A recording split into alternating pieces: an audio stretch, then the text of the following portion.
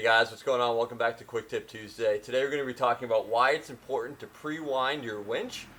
When you just install it, just take it out of the box. Even if it comes already wound from the factory, you're still going to want to pull all that winch line out and pre-wind it. So we're going to talk about how you go ahead and do that and why that's important. So let's get out to the trail and let's get it done. We're currently hooked up to a tree. This is arguably one of the most important steps, is to pre-tension your winch after the installation.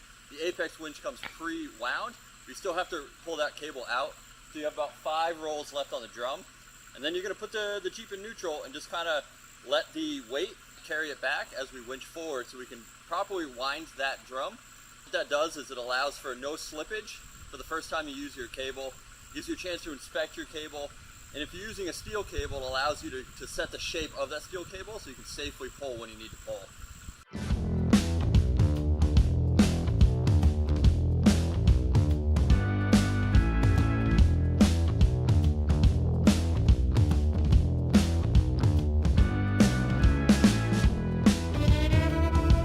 For the last 10 feet of winch line, you're going to walk it in with no tension on it. Just try to get some even wraps down the barrel, keeping your winch line protector kind of snug up towards the hook.